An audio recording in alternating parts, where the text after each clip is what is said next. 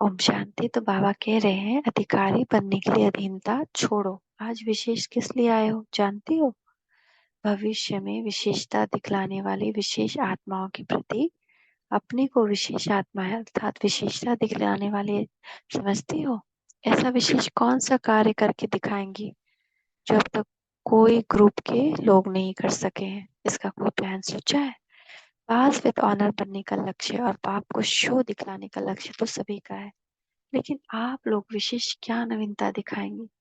नवीनता व विशेषता यही दिखाना व दिखाने का निश्चय करना कि कोई भी विघ्न में व कोई भी कार्य में मेहनत न लेकर और ही अन्य आत्माओं को भी निर्विघ्न और हर आकार में मददगार बनाते सहज ही सफलता मूर्त बनेंगे और बनाएंगे। अर्थात सदा सहज युग, सदा बाप की स्नेही, बाप के कार्य में सहज योगी, सदा सर्व शक्तियों को धारण करते हुए श्रृंगार मूर्त शस्त्रधारी शक्तिवन अपने चित्र से चलन से बाप के चरित्र और कर्तव्य को प्रत्यक्ष करना है। ऐसी प्रतिज्ञा आपने से की है, यानी कि न कोई भी विघ्न भी आए तो विघ्न न लगे, हम भी निर्विघ्न बने और दूसरों को भी। विघ्न क्या आता है? माया का, स्वभाव संस्कार का। तो विघ्न यही बनता है ना, कोई परिस्थिति का, किसी के स्वभाव संस्कार का विघ्न बनता है। तो हम अपनी शक्तियों से, अपनी शक्तियां कौन सी है जो बाबा ने हमें दी है? सहनशीलता की शक्ति, समाने की शक्ति, सामना करने की शक्ति। ये सारी शक्तियों से हम स्वयं भी निर्विघ्न बने और दूसरों की भी बनाए। तो हम अगर शांत रह गए तो दूसरे भी शांत हो जाएंगे। तो ऐसी प्रतिज्ञा अपने आप से करनी। छोटी छोटी बातों में मेहनत तो नहीं लेंगे। आजकल छोटी छोटी बातों में कितनी मेहनत लगती है। सबसे ज्यादा पूरी दुनिया में अभी माताएं तंग है छोटे छोटे बच्चों से। तो छोटी छोटी बातें क्यों इतनी मेहनत हो जाती है? क्योंकि शक्ति कम है। शक्तिशाली बन के रहना, शक्ति भूल जाती कि मैं मास्टर सर्वशक्तिमान आत्मा हूँ और माया जीत हूँ। किसी भी माया के आकर्षित रूप में धोखा तो नहीं खाएंगे। जो स्वयं धोखा खा लेते हैं वह औरों को धोखे से छुड़ा नहीं पाते। तो सदैव यही स्मृति रखो कि हम सुख दुख हरता सुख करता के बच्चे हैं। तो क्या हो गए? मास्टर दुख हरता सुख करता। तो किसी के भी दुख को मिटाना है और सुख को बढ़ाना है। अभी इस बात में नहीं रहना है कि मैं सही हूँ ये गलत। ठीक है, पहले स्वीकार कर लेना है। जो कोई कह रहा है उसको पहले स्वीकार कर लेना है, क्योंकि और कोई चारा नहीं है। तो किसके भी दुख को हल्का करने वाले स्वयं कभी भी एक सेकंड के लिए भी संकल्प व स्वप्न में भी दुख की लहर में नहीं आ सकते। अगर संकल्प में भी दुख की लहर आती है तो सुख के सागर बाप के संतान कैसे कहला सकते हैं? क्या बाप की महिमा में यह कभी वर्णन होता है कि सुख का सागर हो लेकिन कभी कभी दुख की लहर भी आती है? तो बाप समान बनना है ना, दुख की लहर आती है अर्थात कहाँ न कहाँ माया ने धोखा दिया। तो ऐसी प्रतिज्ञा करनी है। शक्ति रूप नहीं हो क्या? शक्ति कैसे मिलेगी? अगर सदा बुद्धि का संबंध एक ही बाप से लगा हुआ है तो संबंध से सर्व शक्तियों का वर्षा अधिकार के रूप में अवश्य प्राप्त होता है। लेकिन अधिकारी समझकर हर कर्म करते रहे तो कहने और संकल्प में मांगने की इच्छा नहीं रहेगी। अधिकार प्राप्त न होने के कारण कहाँ न कहाँ किसी भी प्रकार की अधीनता आ जाती है। जो हम हाथ जोड़ते हैं, पैर पड़ते हैं, किसी से रिक्वेस्ट करते हैं ऐसे मत करो, ऐसे मत करिए, तो अधीनता होने के कारण अधिकार प्राप्त नहीं होता है। चाहे अपने देह के भान की अधीनता हो, चाहे पुराने संस्कारों की अधीनता हो, चाहे कोई भी गुणों की धारण की कमी के कारण निर्बलता व कमजोरी के अधीन हो, इसीलिए अधिकार का अनुभव नहीं कर पाते। तो सदैव ये समझो कि हम अधीन नहीं अधिकारी हैं। पुराने संस्कारों पर माया के ऊपर विजय पाने के अधिकारी हैं। अपने देह के भान व देह के संबंध व संपर्क जो भी हैं उनके ऊपर विजय पाने के अधिकारी हैं। अगर ये अधिकारीपन सदैव स्मृति में रहे तो स्वतः ही सर्व शक्तियों की प्राप्ति का अनुभव होता रहेगा। अधिकारीपन भूल जाता है तो अधीन होता है और सदैव मांगता रहता है। अधिकारी जो होता है वह सदैव सर्व प्राप्ति स्वरूप रहता है। बाप के पास सर्व शक्तियों का खजाना किसके लिए है? तो तो जो जिन्हों की चीज है वह प्राप्त ना करे। यही नशा सदैव रहे कि सर्व शक्तियां तो हमारा जन्मसिद्ध अधिकार है, तो अधिकारी बनकर के चलो। ऐसा सदैव बुद्धि में श्रेष्ठ संकल्प रहना चाहिए। अगर संकल्प श्रेष्ठ है तो वचन और कर्म में नहीं आ सकते। इसीलिए संकल्प को श्रेष्ठ बनाओ और सदैव सर्वशक्तिमान बाप के साथ बुद्धि का संग हो। नो, अभी भी वही बाबा बोल रहे थे ना कि बुद्धि कर्मातीत अवस्था क्या हुई? कर्म करते हुए बाबा के साथ योग हो, जुड़ा हुआ हो बुद्धि उनसे। ऐसे सदैव संग के रंग में रंगे हो, अनुभव करते हो। वह भी जाने के बाद अनुभव करेंगे। सदैव यही समझो कि सोचना है, वह बोलना है, वह करना है तो कमाल का, कॉमन नहीं। अगर कॉमन अर्थात साधारण संकल्प किए तो प्राप्ति भी साधारण होगी। जैसे संकल्प वैसे सृष्टि बनेगी। अगर संकल्प ही श्रेष्ठ ना होंगे तो अपनी नई सृष्टि जो रचने वाले हैं उसमें पद भी साधारण मिलेगा। इसलिए अभी एक ड्रिल चल रहा है कि स्वयं को भी डायमंड देखना है और सामने वाली आत्मा को भी डायमंड देखना है, श्रेष्ठ आत्मा देखना है। यह प्रैक्टिस दिन में 20 बार करनी है। इसलिए सदैव ये चेक करो हमारा संकल्प जो उठा वह साधारण है व श्रेष्ठ। साधारण संकल्प व चलन तो सर्व आत्माएं करती रहती है। अगर सर्वशक्तिमान की संतान होने के बाद भी साधारण संकल्प व कर्म हुए तो श्रेष्ठता या विशेषता क्या हुई? मैं विशेष आत्मा हूँ, इस कारण हमारा सभी कुछ विशेष होना चाहिए। अपने परिवर्तन से आत्माओं को अपनी तरफ व बाप की तरफ आकर्षित कर सको, अपने देह की तरफ नहीं। अपनी अर्थात आत्मा की रूहानियत की तरफ। तुम्हारा परिवर्तन सृष्टि को परिवर्तन में लाएगा। सृष्टि का परिवर्तन भी श्रेष्ठ आत्माओं के परिवर्तन के लिए रुका हुआ है। तो एक भी ब्राह्मण आत्मा परिवर्तन नहीं हुई है तो सृष्टि का परिवर्तन रुका हुआ है।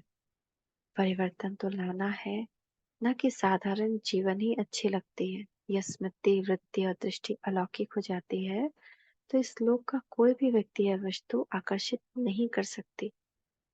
स्मृति में अलौकिक आत्मा हूँ, साधारण नहीं। वृत्ति कि सभी बाबा की संतान है, ये ड्रामा चल रहा है। और दृष्टि, ये सभी डायमंड आत्माएं हैं। तो फिर लौकिक में नहीं जाएगी तो समझना चाहिए कि स्मृति में व वृत्ति में व दृष्टि में अलौकिकता की कमी है।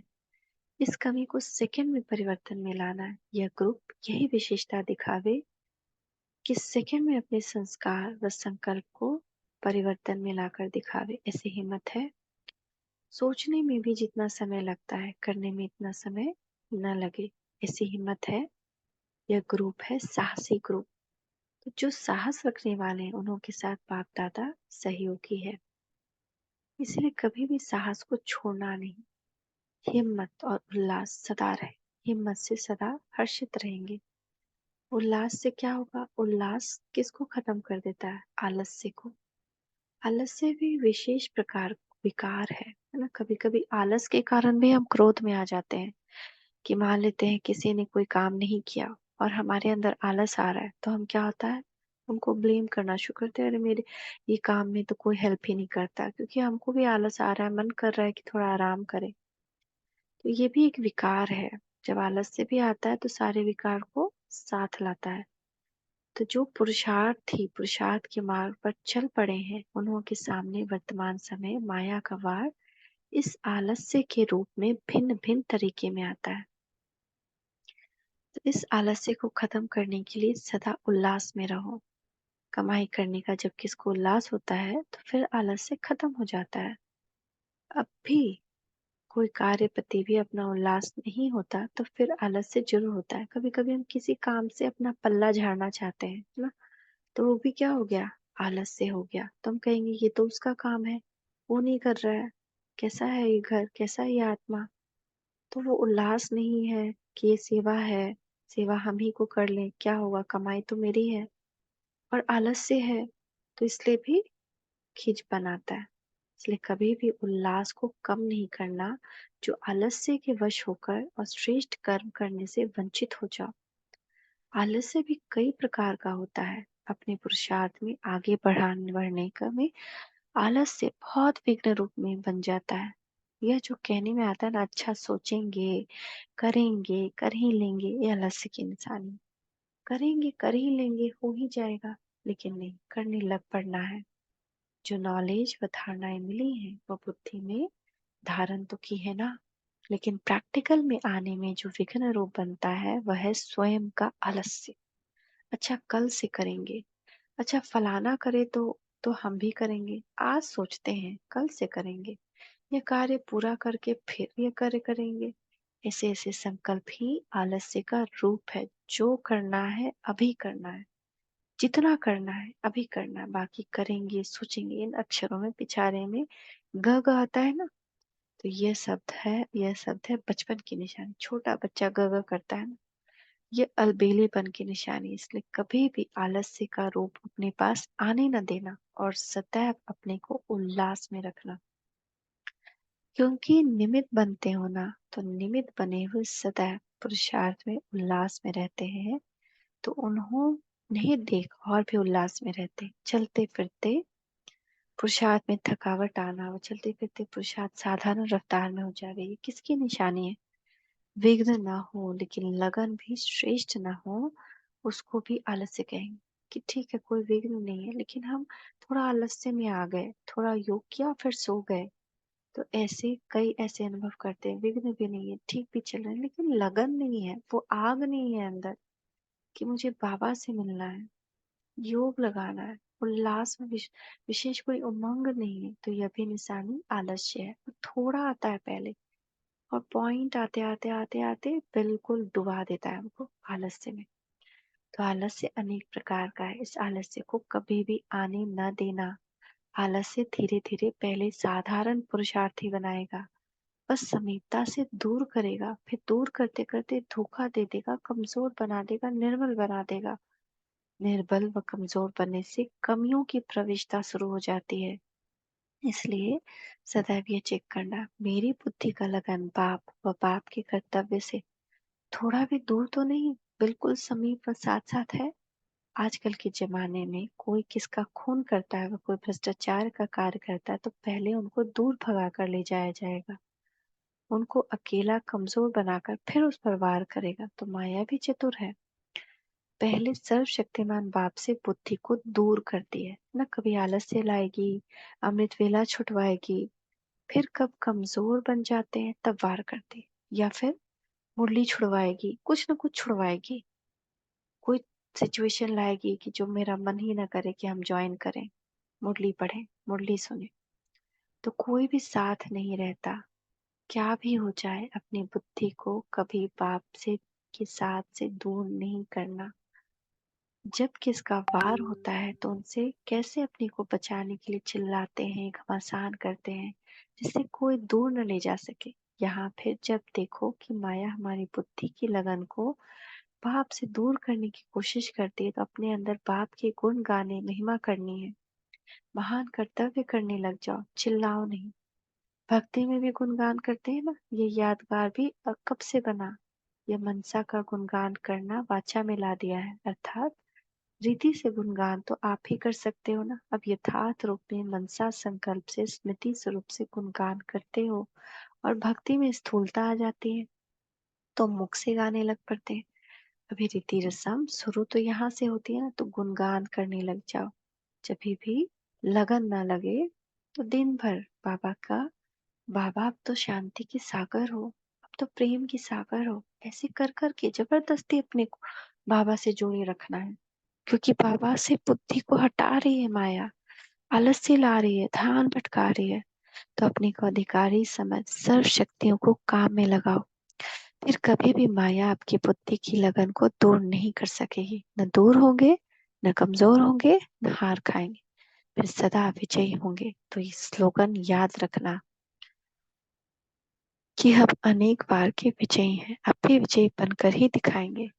तो जो अनेक बार के विजयी हैं वह भी फिर हार खा सकते हैं क्या? कभी नहीं। हार खाना असंभव अनुभव होना चाहिए, है ना। तो दूसरा पार्ट फिर हम लोग कल करते हैं, इतना थोड़ा सा और है।